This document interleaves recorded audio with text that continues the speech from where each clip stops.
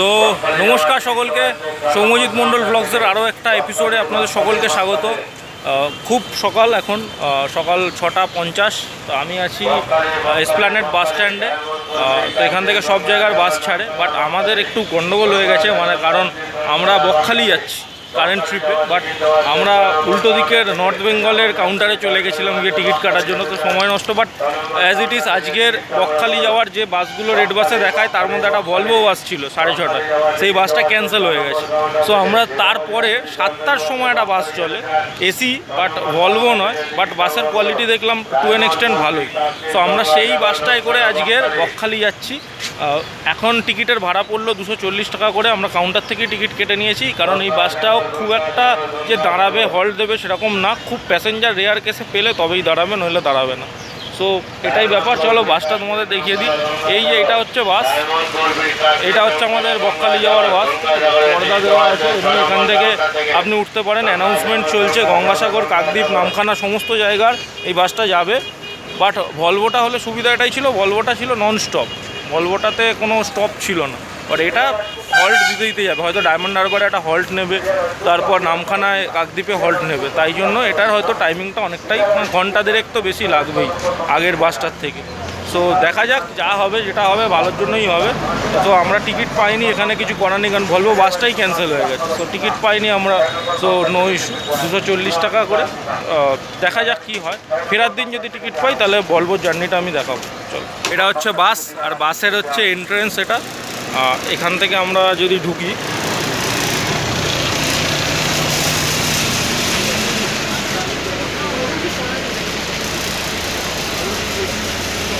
আর 5 তাই তো।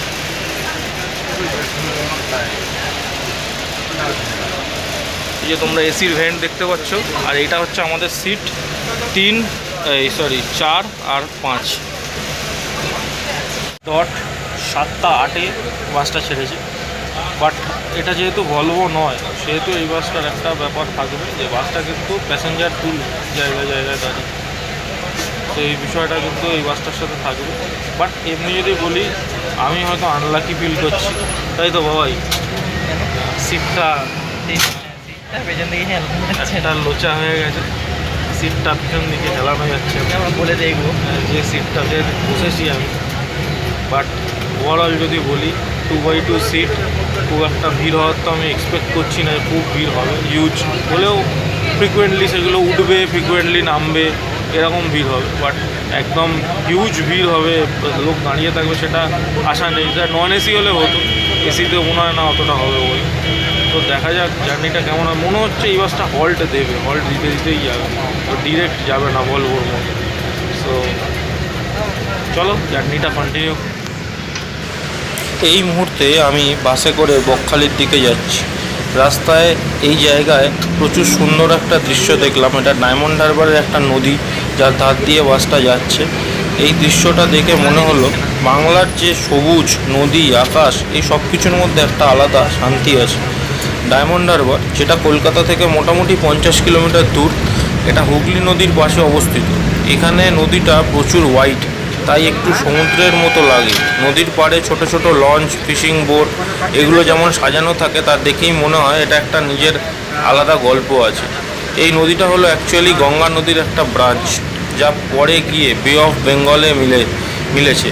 এই জায়গাটা একটা ছোট্ট ট্রাভেল ব্রেকের জন্য পারফেক্ট। যদি তুমি চাও একদিন সকালে বেরিয়ে রাতের মধ্যে আবার ফিরে যেতে মজা করে, তাহলে কিন্তু এই জায়গাটা আসতে পারো। বাস থেকে দৃশ্যটা ক্যাপচার করার চেষ্টা করলাম, কিন্তু চোখ দিয়ে দেখার যা রস, সেটা ক্যামেরাতে ঠিকমতো আসে না। এই জায়গাটা দিয়ে যেতে গেলে মনে হয় বিকেলবেলা নদীর ধারে বসে থাকি আর জীবনটা একটু স্লো করে নিই। আগে আমি শুনেছিলাম ডায়মন্ড হারবারে ছোট একটা পোর্টও আছে, আর এখানে কিছু local fish market, street food স্টলও আছে, যেটা খুব পপুলার। যখনই নিজেকে বড় বাড়ির ছাদে বা নদীর ধারে ভাবতে পারো, তখন এই জায়গাটা তোমার চোখ বন্ধ করে মনে পড়বে। এখন বাসটা আবার সামনে দিয়ে বেরিয়ে যাচ্ছে, কিন্তু মনে হয় নদীর এই ছবিটা চোখের ওপর একটা ছবি হয়ে ঘুরে বেরোবে অনেক দিন। সো 2.5 ঘন্টা বাসটা চলার পরে এখন বাসটা এসে দাঁড়িয়েছে কাকদ্বীপে। ডায়মন্ড হারবারে কোনো হল্ট দেয়নি, এছাড়াও কোনো হল্ট দেয়নি, শুধু প্যাসেঞ্জার তুলছে। যতক্ষণ প্যাসেঞ্জার তুলছে, প্যাসেঞ্জার নামাচ্ছে, সেটুকুতে বাসটা দাঁড়াচ্ছে। বাকি কোনো হল্ট নেই।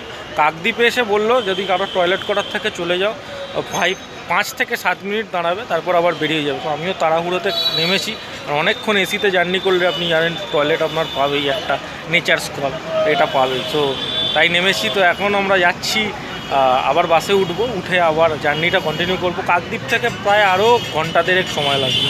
তো দেখা যাক, চলো। আমরা প্রায় 4 ঘন্টা অতিক্রান্ত হয়ে গেছে, এখন 10টা 11টা বাজতে যাচ্ছে, তাও বকখালি রিচ করিনি। বকখালি রিচ করতে অনেকটাই সময় লাগে, তার কারণ হচ্ছে বাস হল্ট দিতে দিতে যায়, প্যাসেঞ্জার তোলে। এই বাসটা বলবোটার মতো নয়। সবাই কী বলবে, তো ঠান্ডা লাগবে। এসি নিয়ে কম্প্রোমাইজ নেই, ভালোই এসি আছে, চলছেও ভালো, তবে ঠান্ডা লাগছে ওর কেন যায়। বাইরে ওয়েদারটা হঠাৎ চেঞ্জ হয়ে গেছে, বকখালি আস্তে আস্তে এতক্ষণ রোদ ছিল, ডায়মন্ড হারবার কাকদ্বীপ অব্দি প্রচুর রোদ ছিল, তারপরে হঠাৎ বৃষ্টি। এখন দেখছি মেঘলা ওয়েদার, জানি না কেমন ওয়েদার পাবো, আবার বৃষ্টি শুরু হয়েছে সীতাবন। তো বকখালি পৌঁছতে এখনও কিছুটা বাকি। 10 মাইল বলে একটা জায়গা এসেছে, হর্নটা বাজিয়ে। আর 10 মাইল বলে এখন একটা জায়গা রিচ করছে, যে জায়গা থেকে মৌসুনি আইল্যান্ডের রাস্তাটা ভাগ হয়ে যায়। তো যারা যারা মৌসুনি যাবে তারা এইখানেই 10 মাইলে নেমে মৌসুনি আইল্যান্ডের দিকে যেতে পারো, টোটো বা অটো করে। তো আমরা সোজা বেরিয়ে যাব বকখালির সাইডে। তো দেখা যাক কখন পৌঁছি, এক্স্যাক্ট কতটা টাইমে আমরা ঠিক পৌঁছতে পারি। অবশেষে 11টা 20 নাগাদ আমাদেরকে নামিয়েছে বকখালিতে। এবার আমাদের এখানে হোটেল খুঁজতে হবে। আমরা তো অলরেডি দেখেই এসেছি কোন হোটেলগুলোতে আমরা থাকবো, তো আমাদের দেখতে হবে এখান থেকে।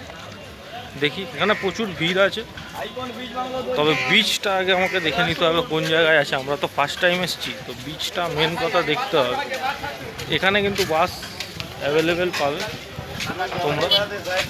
তো বাস যদি চান আপনারা ধর্মতলায় ফিরবেন এই স্ট্যান্ড থেকে নন এসি, আর ভিতরে যেখানে গেলাম WBTC ওখান থেকে এসি তোমরা পেয়ে যাবে, ঠিক আছে। সো আমরা এখন একটা হোটেল দেখি, হোটেলটা দেখে কমপ্লিট ডিটেলসটা আমি তোমাদেরকে দিচ্ছি। চলো, বকখালি পৌঁছে আমাদের হোটেল নেওয়া হয়ে গেছে, আমি হোটেলটা দেখাচ্ছি তোমাদেরকে। আমরা নিয়েছি হোটেল শিবানী বলে একটা হোটেল, যেখানে রুম বেশি নেই, 3টেই রুম আছে, আর হোটেল নন এসি রুম। আমরা নন এসিই নিয়েছি, কারণ এসিতে রেট যা করলাম মোটামুটি বাজেট ছাড়িয়ে যাচ্ছে।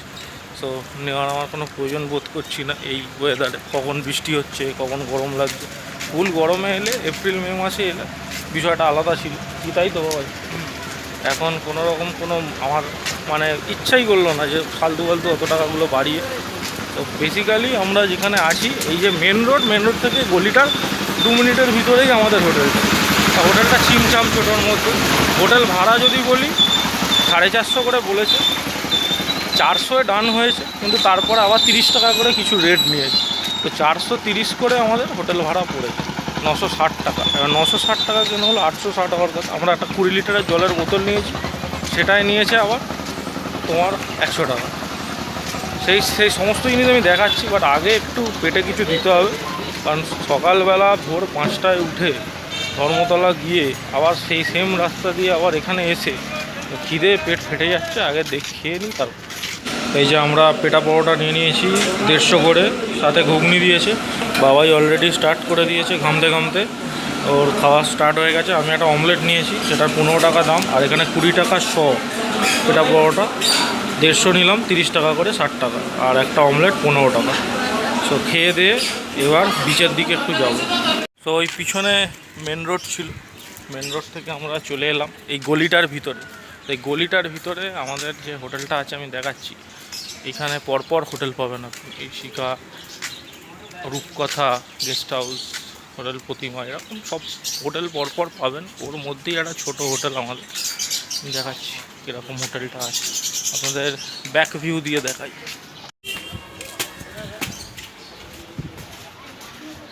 এই হচ্ছে আমাদের রুম, আর বাবাই খুলছে তালা। যতক্ষণ তালা খোলে আমি দেখিয়ে দিই। এমসিপিটা কিন্তু বাইরে থেকেই আছে। এই এমসিপিটা যদি আমি অন করি তবে ভিতরে লাইট জ্বলবে, নইলে জ্বলবে না। সো এমসিপি বাইরে থেকেই আছে। আর এই একদম সামনের রুম আমাদের, কারণ এই হোটেলটাতে মেরে কেটে 3টে রুম আছে। এই হচ্ছে রুম, আপনারা দেখতেই পাচ্ছেন। রুমটা এরকম, এদিকে প্লাগ পয়েন্ট আছে, এদিকে আবার দুটো প্লাগ পয়েন্ট আছে। এখানে আপনার জামা কাপড় রাখার র্যাক আছে, এটা বিছানা। এদিকে একটা টেবিল পাবেন, টেবিলে জগ এবং আমরা যেটা নিয়েছি 20 লিটারের বোতল, ওটা কিন্তু এইভাবেই দিয়েছে, কোনো রকম ওই কল সিস্টেম করে দেয়নি যাতে করে এটা থেকে আমরা জল টলগুলো নিতে পারবো, সেরকম করে দেয়নি। ওদিকে একটা ডাস্টবিন আছে, একটা মিরর আছে, মিররটা দেখতে পাচ্ছ। ডেফিনেটলি ওই জগে করে আমাদের ঢেলে ঢেলে খেতে হবে, এটা একটা শিওর ডিসঅ্যাডভান্টেজ। যেটা হবে আমি বুঝতে পারিনি, আমি 20 লিটার অর্ডার দেওয়ার পর শুনতে পাচ্ছি ওরা এইভাবে দিচ্ছে। এটা হচ্ছে washroom, washroom neat and clean, commode আছে, টাইলস বসানো আছে, ছোট্ট বেসিনও আছে, বেশ সুন্দর জিনিসটা, খারাপ বলা কোনোভাবেই যাবে না। ওয়াশরুমের দিক থেকে আমি কিছু বলবো না, বেডও ঠিক আছে, রুমটা খোলামেলা, একটা জানলাও আছে, জানলা থেকে হাওয়া ঢুকছে, এমনিতে গরম নেই খুব একটা, মানে বদ্ধ পরিবেশ নয় সেই দীঘার রুমের মতো। বাট ওভারঅল যদি বলা হয় যে আমাদের 430 টাকা করে লেগেছে, সেই তুলনায় আমি বলবো কিছুটা তো ডিসঅ্যাপয়েন্টেড হয়েছি, হয়তো এর থেকে বেটার আমরা পেতে পারতাম, সেটা দেখার বিষয়। আমরা অতটা দেখিও নি, কারণ এত গরম হচ্ছিলো, আমরা 2-3টে দেখে ক্লোজ করে দিয়েছি। ও খাবার দাবার হয়ে গেছে, খাওয়া ব্রেকফাস্ট। এরপর আমরা যাচ্ছি সমুদ্রে, বকখালির সমুদ্রে প্রথমবার আমরা যাচ্ছি। আমি তো ফার্স্ট টাইম যাচ্ছি, আমি চিনিই না কোথায় আছে বকখালির সমুদ্র। বাবাই চেনে, বাবাই গতবার এসেছিল, মানে একবার এসেছি, একবার এসেছি তো অনেকদিন আগে। বাট আমার তো ফার্স্ট টাইম, তো গিয়ে দেখি কোথায় আছে। ফোনটাও নিয়ে যাচ্ছি, আমি জানি না কেমন কি স্নান করা যাবে না যাবে, সেটাও বাবাই বলতে পারছে না কিছুই, তো দেখার বিষয় কি হয়। চলো, ওয়েদার তো এখনও অবধি রোদ ফোদ উঠেছে, সবই ঠিকঠাক আছে, দেখাই যাক কি হয়, তাই তো বাবা। বকখালি সি বিচের দিকে আমরা চলে এসেছি, প্রায় সামনে দেখতে পাচ্ছি সি বিচ, আর এদিকে হচ্ছে সেই মন্দির, এদিক থেকে বাবাই যাচ্ছে, দুদিকে মার্কেট, খানিকটা হাঁটা, 5 থেকে 7 মিনিটের হাঁটা আমাদের হোটেলটার দিকে। বাট ঠিক আছে, আমি লোকও দেখতে পাচ্ছি, প্রচুর লোক আছে আজ সি বিচে, সো যাওয়াই যাক আর নামাই যাক জলে। ও ফাইনালি সি বিচের ধারে চলে এসেছি, হাওয়া দিচ্ছে হালকা হালকা, ওদিকে ঝাউবন আছে, বাবাইও দাঁড়িয়ে আছে, মেঘও করেছে আকাশে, বেশ ভালো ওয়েদার। ওয়েদার মেঘ না, রোদ উঠেছে, হাওয়া আছে তো, রোদ আছে। আকাশটা বেশ একটা কী বলবো, দেখ সুন্দর একটা ওয়েদার। তো সি বিচটা একটু দূরে, বকখালির কেসটা আমি বুঝেছি কেন লোকে বলছে একটু দূরে, একটু হেঁটে আমাদেরকে যেতে হবে, এই যাওয়ার মাঝে, এই মাঝামাঝি পজিশনে জল যখন এসেছিল তখন জল জমে আছে। হ্যাঁ, একটু জলটা জমে আছে, ওইটাকে একটু টপকে যেতে হবে, দেখা যাক যাই, তারপর দেখি কেমন কী করা যায় এনজয়মেন্ট। কে বলে বকখালিতে ঢেউ নেই? এই তো দাঁড়িয়ে আছি, যথেষ্ট ঢেউ আছে, আর ট্যুরিস্ট বাপরে বাপ, প্রচুর ট্যুরিস্ট আছে। এরকম বর্ষাকালে এখানে এত ট্যুরিস্ট থাকবে ইমাজিনই করতে পারি। আর ঢেউ দেখুন আমি কোথায় দাঁড়িয়ে আছি। অ্যাকচুয়ালি বকখালির প্রবলেমটা হচ্ছে বিচ যেখান থেকে শুরু হচ্ছে সেখান থেকে যেটা সমুদ্র সেটা অনেকটা দূরে, সেই জন্যই আর কি লোকে বুঝতে পারে না। বাট বিচে ঢেউ ভালোই আছে, আর এনজয়মেন্টটা ভালোই করতে পারবে তোমরা যদি একসাথে অনেকজন আসো, হেভি এনজয়মেন্ট করতে পারবে। তো আমাদের প্রথম দিনের স্নান শেষ, দারুণ মজা হয়েছে বকখালি বিচে। মানে যারা যারা বলে বকখালিতে স্নান করা যায় না বা করা যায় না, আমি তো প্রপার স্নান করেছি, বাবাইও করেছে। ও চশমাটা এনেছিল বলে পুরোপুরি নামতে পারেনি, বাট মজা দারুণ হয়েছে। এই সি বিচে আপনি ভিড়টা যদি একবার দেখেন, ভিড়টা দেখুন কীরকম হয়েছে, প্রচুর ভিড় আছে, প্রচুর ট্যুরিস্ট এসছে, কেন জানি না উইকডেজ, এটা এমন কিছু না উইকডেজ, তাও ট্যুরিস্টের সংখ্যা প্রচুর। আর এখন আমি যখন ভিডিও শ্যুট করছি 2:30 বেজে গেছে, তাও এত লোক স্নান করছে। বল বাবাই কী এক্সপিরিয়েন্স? না, আমি বছর আগে যখন এসেছিলাম এতটা জল বুঝতে পারিনি, আমি ওই দূর থেকে জল জমা দেখে আমি ওই যাই যেখানে হয়তো নেই, এটাই লাস্ট। এবার এসে দেখলাম মোটামুটি ঢেউয়ের জোর না থাকলেও স্নান করে মজা আছে। স্নান করে তো মজা পাওয়া যাবে, কেউ ফুটবল আনলে টুকটাক খেলতেও পারবে, খুব মজা। যেমন পুরীতে খুব স্রোত, মানে তো চট করে ব্যালেন্স করা যায় না, দীঘায় মিডিয়াম, এটা একটু কম, বাট স্নান করতে মজা লাগবে, এটুকু বলতে পারি। বকখালিতে ওয়েদার বোঝা খুব মুশকিল, কখন রোদ উঠছে কখন বৃষ্টি হচ্ছে।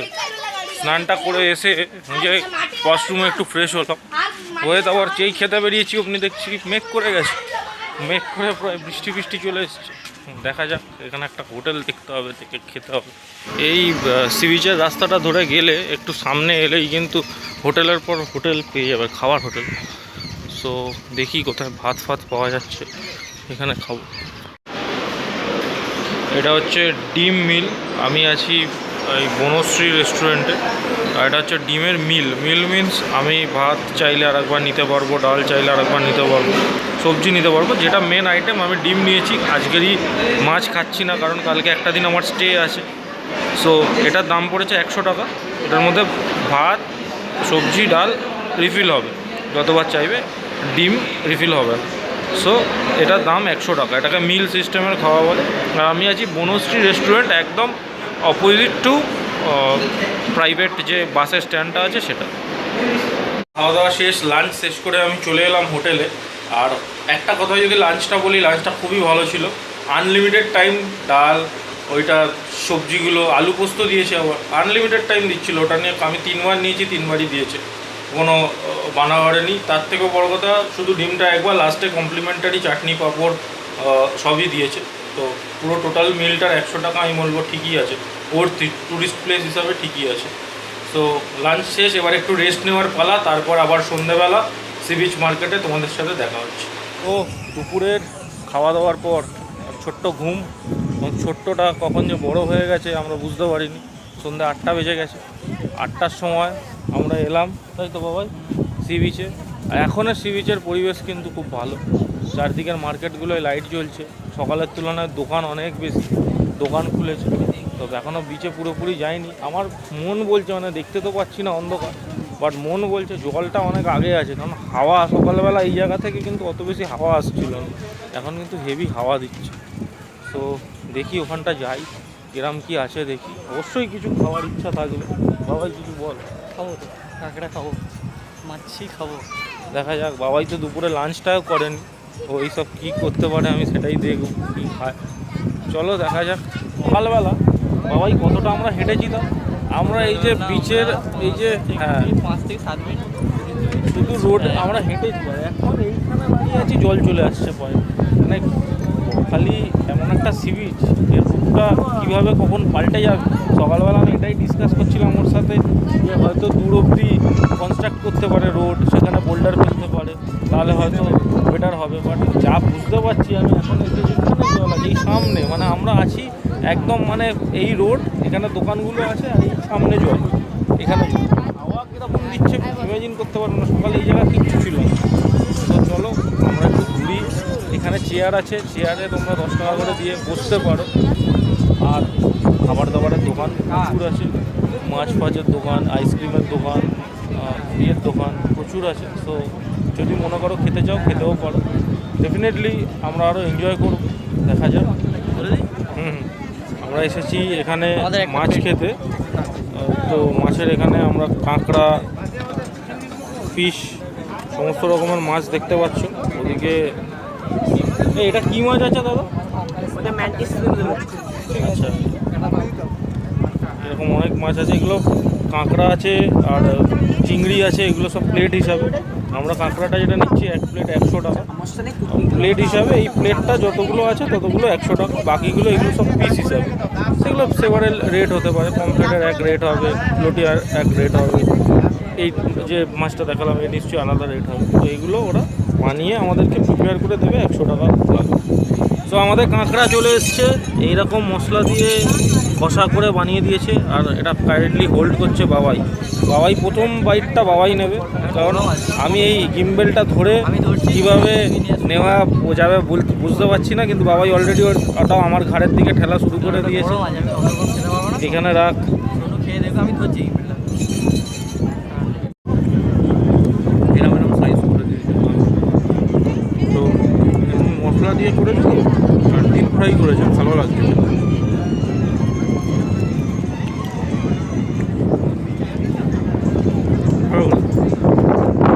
তো আমরা এই দোকানটা থেকে পাপড়ি চাট নিলাম কাঁকড়াটা খাওয়ার পরে। এই যে দাদার দোকান, এখানে পাপড়ি চাট 50 টাকা করে নিল। আর বাবাই নিয়ে নিয়েছে পাপড়ি চাট, আর বাবাই প্রথম টেস্ট করিয়ে, কাঁকড়াটা আমাকে দিয়ে টেস্ট করিয়েছে। তো এটা ছোটো করে রিভিউ দিয়ে।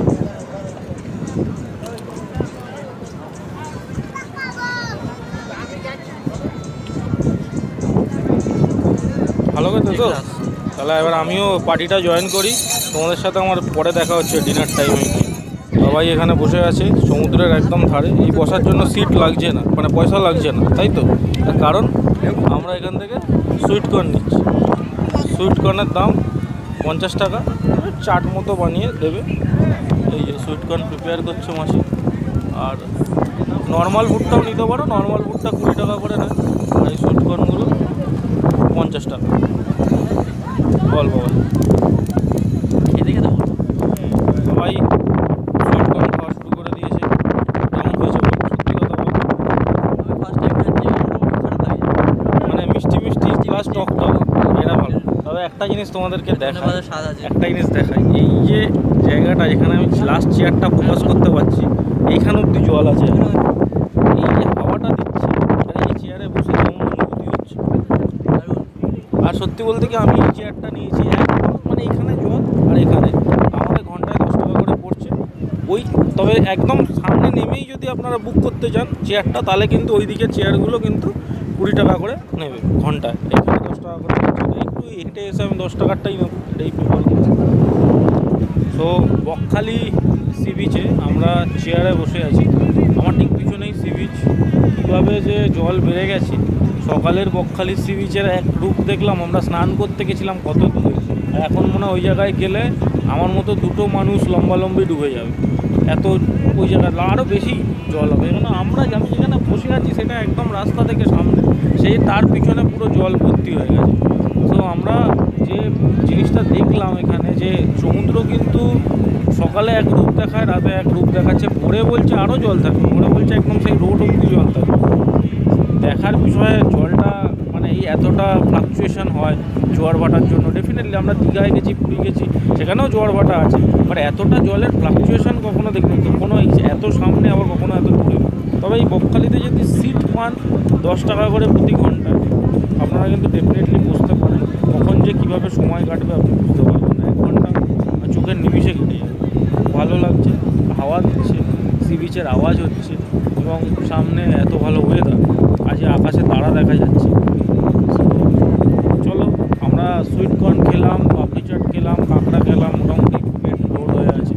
বাড়িতে গিয়ে মানে হোটেলে গিয়ে ডিনার করব কি হোটেল থেকে, বাইরের কোনো হোটেল থেকে ডিনার করব, সেটাতে আমি কনফিউশনে আছি, কারণ পেট অলরেডি ভরে গেছে। ডিনার মনে হয় হবে না, দেখা যাক কী করি, খিদে পেলে করবো, পেলে লাভ নেই। আমরা নিউ আদি বনশ্রী হোটেলে এসছি। সকালবেলা আমি নিউটাতে খেয়েছিলাম, এটা হচ্ছে আদি বনশ্রী হোটেল। চিকেন কষা, রুটি রাতের মেনু। এটা বাবাইয়ের চয়েসে খাচ্ছি আমরা, তার কারণ সকালে আমি আমার চয়েসে ভাত ছাঁটিয়ে গেছি। পেঁয়াজ শসা, যেটা স্যালাড দিয়েছে, 2 পিস রুটি 5 টাকা করে পিস, 10 টাকা। আর চিকেন কষা 4 পিস আছে, দাম পড়েছে 110 টাকা, তাই তো? চিকেনের সাইজগুলো দেখে নিন, মোটামুটি অ্যাভারেজ সাইজ আছে। আর 1 পিস আলু আছে, ওটা কে নেবে, বাবাই নেবে না আমি নেবে, সেই নিয়ে এখন যুদ্ধ শুরু হবে। The next morning. তো সেকেন্ড দিন মর্নিংয়ে সকলকে স্বাগত। আজকে সেকেন্ড দিন, আমরা ভেবেছিলাম সানরাইজ দেখতে যাব, তো যে সময় সানরাইজ হয় সেই সময় আমরা গভীর ঘুমে আচ্ছন্ন ছিলাম, তাই সানরাইজ এবারেও গতবারের মতো দেখা হয়নি। তো এবারে আমরা কিছু একটা টিফিন করতে যাচ্ছি বকখালির সি বিচের সাইডেই, কিছু যদি টিফিন করা যায়, তারপর সাইড সিন, তাই তো বাবা? কোথায় কোথায় সাইড সিন করবি আছে বল? রিজার্ভগঞ্জ ফঞ্জ বলছে তো, সবসময় বলছে, আমার তো হোটেল থেকেই বলে দিয়েছে, দেখা যাক কী হয়। তো এই অনুযায়ী আমরা করব, কেমন করে কোথায় কোথায় যাওয়া যায়। তো এখানে আশেপাশে টিফিনের দোকানগুলো আছে, সেখানে যেতে হবে আমাদেরকে টিফিন করার জন্য। চলো দেখি কী টিফিন করা যায় আজকে সকালে, তারপর কন্টিনিউ হবে যেরকমভাবে ব্লগটা এগোবে। হোটেলের এই অংশটা বেশ সুন্দর, কিন্তু এখানে দেখুন এত বড় একটা ঝিল আছে, আর সবসময় কিন্তু এখান থেকে হাওয়া আসছে, যদিও ঝিলটা মানে এরকম পিছন দিকটা হোটেলে, বাট হাওয়া কিন্তু কন্টিনিউয়াস আসছে। আর যদি বলি খাবার দাবারের ব্যাপারটা, তো আমরা গেছিলাম সকালে ব্রেকফাস্ট করতে, বাট এত ভিড় দোকানে, তো সেই দোকানে আমরা লাস্ট পর্যন্ত, আমি তো ঘুগনি মুড়ি নিলাম, 20 টাকা নিল, আর বাবাই 100 পরোটা নিল, ওটাও 20 টাকা নিল, 2টো জিলিপিও নিয়েছিল 30 টাকা।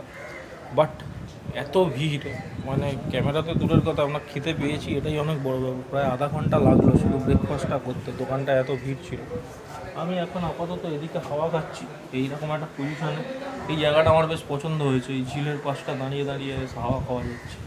তো আমি এখন একটু হাওয়া খাই, তারপর টোটো সার্ভিস এলে, মানে হোটেলের টোটো সার্ভিস আছে, টোটো সার্ভিস এলে আমরা আবার এতে যাওয়া শুরু করব, সাইট সিনে যাওয়া শুরু করব। সকাল 11টা বাজে, বাবাই টোটোয় বসে গেছে, আমিও বসছি। আমরা রওনা দিচ্ছি সাইট সিনের জন্য। বকখালির সাইট সিন 5টা প্লেস বলেছে, দেখতে হবে কি কি প্লেস, কারণ আমার কোনো আইডিয়া নেই কি কি প্লেস হবে। সো 5টা প্লেস দেখা যাক, ঘুরে আসি। ঘুরে টাকার ব্যাপারটা আমরা আপনাদের পরে বলছি। পয়সার ব্যাপারটাও বুঝতে পারছি না, পয়সার ব্যাপারটা হয়ে যাক তারপর বলছি পুরো ব্যাপার। ভিডিও শেষে অপেক্ষা করুন, সৌম্যজি ঠিক বলে দেবে। টোটো আমাদের একটা স্ট্যান্ড পয়েন্টে ছেড়ে দিয়েছে। হেনরিজ আইল্যান্ডে আমরা ফার্স্ট এসেছি। আর দুদিকে হচ্ছে ম্যানগ্রোভ, এই দুদিক থেকে যেদিক থেকে আমরা হেঁটে যাচ্ছি দুদিকেই ম্যানগ্রোভের জঙ্গল।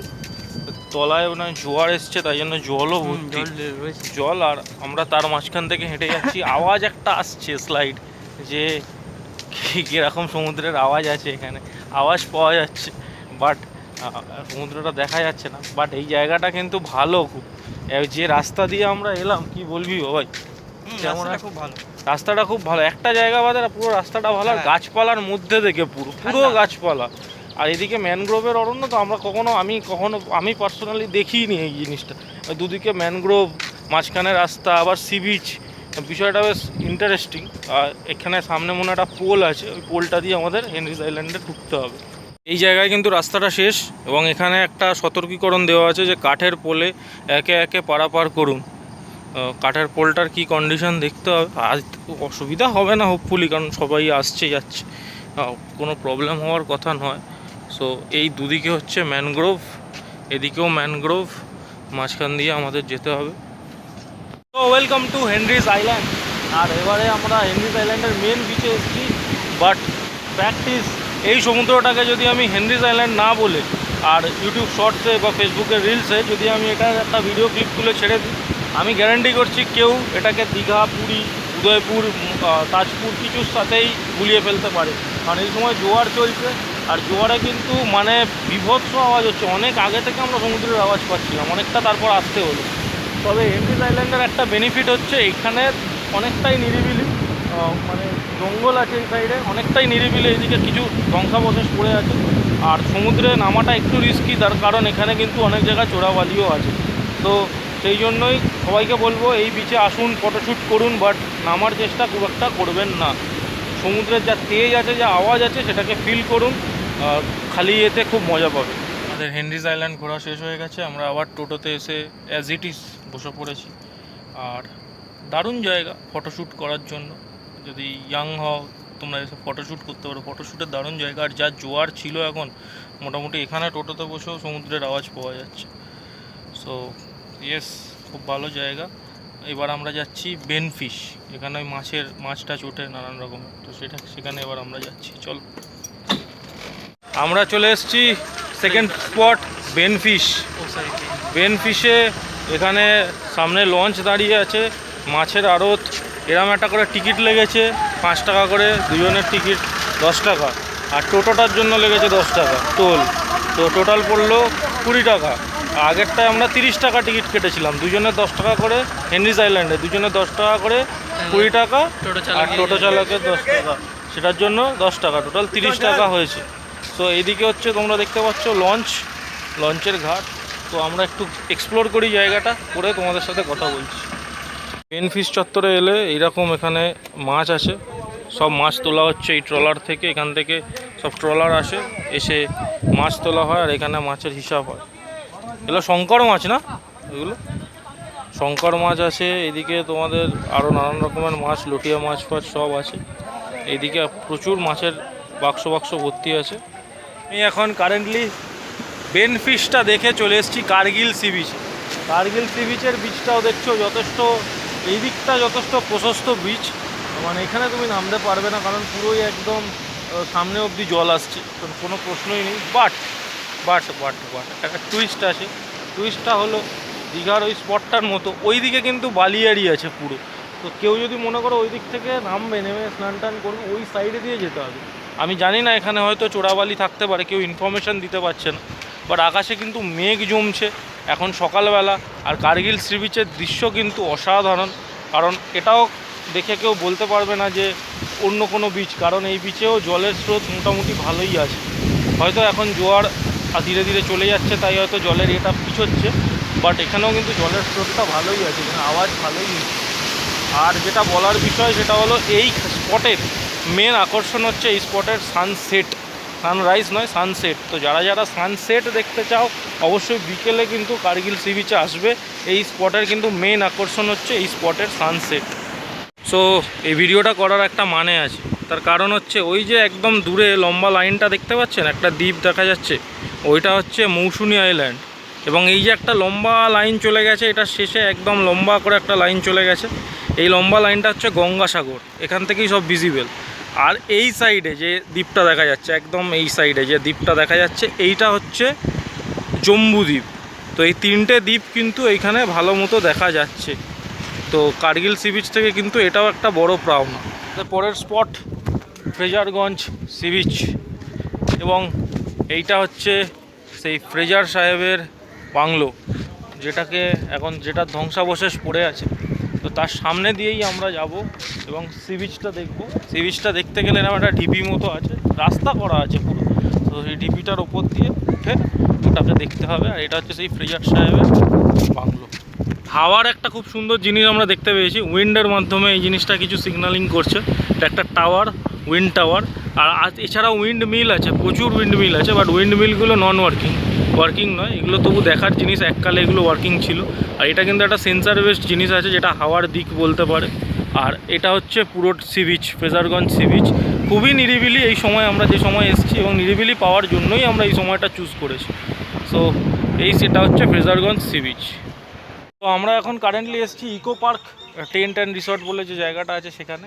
তো জায়গাটা বেসিক্যালি একটা রিসর্ট, এখানে তোমরা পয়সা দিয়ে মনে হয় থাকতে পারো, আদারওয়াইজ 20 টাকা করে টিকিট আছে। এই আশপাশটা ঘুরে দেখতে পারো ভালো, মানে এগুলো কি বলো তো বিকেলবেলার জায়গা, কারণ এখানে বাচ্চারা যদি আসে খুব মজা পাবে, কারণ এখানে স্লিপ সব কিছু আছে, স্লিপ আছে বাচ্চাদের জন্য, চড়ার মতো রাইডস।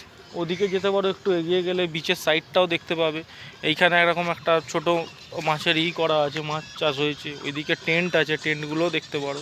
সো 20 টাকা দিয়ে তোমরা এই আশপাশটা ঝাউবনে ছবি তুলতে পারো, দেখতে পারো। এরকম জায়গা আমার খুব একটা লাগেনি, কারণ আমাদের এই টাইমে কিছু করার মতো নেই, ফাঁকাও আছে। সো আমরা বেরিয়ে যাচ্ছি, সাইট সিন আমাদের কমপ্লিট। এরপর আমরা হোটেলে যাব, দেন লাঞ্চ করব। তো সাইট সিন শেষে আমরা হোটেলে চলে এসেছি। হোটেলে এসে এবার আমরা লাঞ্চে যাব। অলরেডি 3টের ওপর বেজে গেছে, 3:30 বেজে গেছে। তো এবার আমরা লাঞ্চে যাব। সাইট সিনের ব্যাপারটা বাবা একটু বলে দে, যেটা বলবি বলছিলি যে 350 টাকা তোমাদের লেগেছে। 350 টাকা আমাদের বলেছিল, হ্যাঁ, কিন্তু যে কটা দুটো জায়গা ছাড়া, হেনরি আইল্যান্ড আর কিছুটা কার্গিল বিচ, এই দুটো যদি ছেড়ে দাও তাহলে জিপি বা টোল তুমি তোমরা যাই বলো, ওটা 20 টাকা, কোনটা 30 টাকা, কোনটা 40 টাকা। হেনরি আইল্যান্ডে লাগলো 30 টাকা, আমরা দুজন আর টোটো। আর ফ্রেজারগঞ্জে লেগেছে 30 টাকা। আর কোথায় লাগলো? ইকো পার্কে লাগলো 40 টাকা। ইকো পার্ক যে আমরা যে গিয়ে কোনো লাভ নেই, ইকো পার্কটা একটা টেন্ট, ওখানে যদি কেউ থাকে তাদের ভালো লাগে, আমার শুধু ঘুরতে যাওয়ার মতো কিছু নেই। আর এইটাও মানে বাকিগুলো, ফ্রেজারগঞ্জটা ভালো জায়গা, তবে বিকেলের দিকে যেতে হয়। মেন ভালো লেগেছে হেনরি আইল্যান্ডটা সত্যি একটা দেখবার মতো জায়গা। যদি আসো ওরা যদি প্রয়োজন মানে টাকা নষ্ট না করতে, তাহলে শুধু হেনরি আইল্যান্ডটা ঘুরে এলেই হবে। হেনরি আইল্যান্ডটা খুব ভালো জায়গা, ওটা দেখে আসতে পারো। আজকে আমরা আদি বনশ্রী হোটেলে আবার এসেছি। কালকে রাতে আমরা যেখান থেকে রুটি আর চিকেন খেয়েছিলাম, তো ওখানে আসার পরে আমরা অর্ডার করে দিয়েছি সেই মিল সিস্টেমের খাওয়া, যদিও দুপুর 4টে বেজে গেছে। আর না ভেটকি, এটা আমি অর্ডার করেছি ভেটকি মিলের দাম পড়েছে 220 টাকা। এই যে ভেটকি মাছের সাইজ, আর তার সাথে ডাল, সবজি, ভাত, এগুলো আনলিমিটেড টাইমস পাওয়া যাবে। বাবাই অর্ডার করেছে কাতলা, ওকে মাছ দিয়ে গেছিলো, কিন্তু ও পেটির পিস নেবে বলে আবার ওটাকে চেঞ্জ করতে পাঠিয়েছে। তো চলো আমরা খাওয়াটা শুরু করি, বাবাই হোটেলে গিয়ে খাবারের রিভিউটা দিয়ে দেবে। দুপুর গড়িয়ে সন্ধে, আর সন্ধে আমরা আবার বিচের ধারে এসেছি। তো দুপুরে বাবাই কেমন খেলি সেটা কিন্তু একবারও বলা হয়নি। বল। কাতলা মিল নিয়েছিলাম, দাম নিয়েছিল সম্ভবত 170 টাকা। 170 টাকা অনুযায়ী খাবারের টেস্ট খুব ভালো আর রিপিটেবল, মানে যতবার ইচ্ছা নাও, এক্সেপ্ট মাছটা ছাড়া যা কিছু তুমি যতবার ইচ্ছা নিতে পারো। তো তরকারি দিয়েছিল, আমি প্রথমে বুঝতে পারিনি কারণ ওটা তখন তেতো ছিল না। আচ্ছা, হেভি খেতে ছিল। আলু পোস্ত, আলু পোস্ত দিয়েছিল, ডাল, আলু ভাজা ডিসেন্ট, আর ডাল আলু ভাজা এরকম হয়, লাস্টে চাটনি পাঁপড় কমপ্লিমেন্টারি। ভালো মোটামুটি। ওর ভালো। 170 টাকাই হোক বা আমার 220 টাকাই হোক, ওগুলো তো মাছের জন্য চেঞ্জ হয়েছে দামটা, বাকি যে মাছটা বলতে হবে, মাছটা খুব ফ্রেশ আর খুবই ভালো। আমাদের মোটামুটি কাতলাটা চর্বি মানে ভর্তি ছিল। আর একটা জিনিস বলতে হবে, যেটা বলাই দরকার, সেটা হলো যে এসিতে বসে কিন্তু এই খাওয়া দাওয়াগুলো হয়েছে, তার অনুযায়ী রেট কিন্তু যথেষ্ট ডিসেন্ট। কারণ কলকাতায় এসি রেস্টুরেন্ট, যেমন অনেক বড় বড় রেস্টুরেন্ট আছে, সেগুলোতেই বাঙালি থালি খেতে কিন্তু মোটামুটি প্রচুর টাকা লাগে, তাই তো। বকখালির বিচকে শেষবারের মতো বিদায় জানিয়ে আমরা চলে যাচ্ছি হোটেলের দিকে, তাই তো বাবাই। এই বসাটা হয়তো আর কাল থেকে হবে না, তবে আবার হবে কোনো একদিন। আর আজকে আমি দেখাতে পারিনি কারণ বাবাই চেয়ারে বসেছিল 10 টাকা দিয়ে, আর আমি এসছিলাম লোটে মাছের ফ্রাই নিতে, যেটার দাম নিয়েছে 120 টাকা, বাট আমাদের থেকে 100 টাকাই নিয়েছে।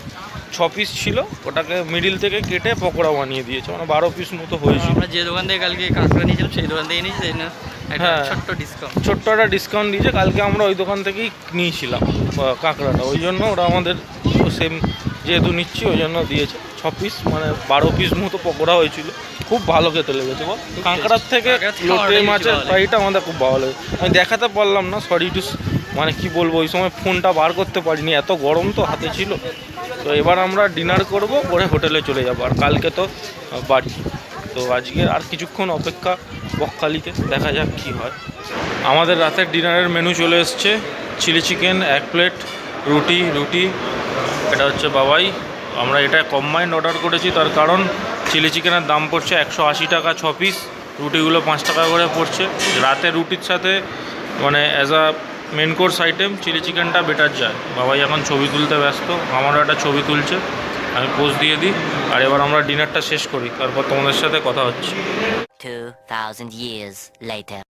সবাইকে সুপ্রভাত আমাদের 3rd দিন থেকে বকখালি থেকে, এবং আমি সেই হোটেলের স্পেশাল প্লেসটাতে দাঁড়িয়ে আছি যেখানে এত বড় একটা ঝিল দেখা যায়, আর আমরা হোটেলের একদম উপরে দাঁড়িয়ে। সো যেটা বলার, কালকে রাতে তো আমরা খেলাম চিলি চিকেন, রুটি, টেস্ট ওভারঅল ভালোই ছিল, খারাপ নয়। এখানে খাবার দাবার এসি হোটেলগুলোতে 10-20 টাকা বেশি হয়, বাট খাবার দাবারের কোয়ালিটি ভালো, বসে আরাম করে খেতেও পারে। আজকে রথ বলে চারিদিকে এখানেও গান বাজনা চলছে। সো আমাদের বাস একটু পরেই, আমরা বেরিয়ে যাব। সবাইকে বলছি ভিডিওটা কেমন লাগলো অবশ্যই কমেন্ট করে জানাও, লাইক করো, ভিডিওটা বেশি ভালো লাগলে শেয়ার করো সবার সাথে। বকখালি ট্রিপটা নিয়ে এই ভিডিওতে বিস্তর ডিটেলসে আলোচনা হয়েছে। আর চ্যানেলে নতুন হয়ে থাকলে চ্যানেলটা সাবস্ক্রাইব করো। আমি রেগুলার ব্লগস হয়তো দিতে পারি না, বাট যখনই ফেজে আমি একটা করে হলিডে পাবো তখন করে কিন্তু আমি ব্লগস দেবো। তো সাবস্ক্রাইব করে রাখতে পারো, এতে পয়সা লাগে না, ফ্রিতে হয়। সো এই বলে আমি ভিডিওটা শেষ করছি, ধন্যবাদ।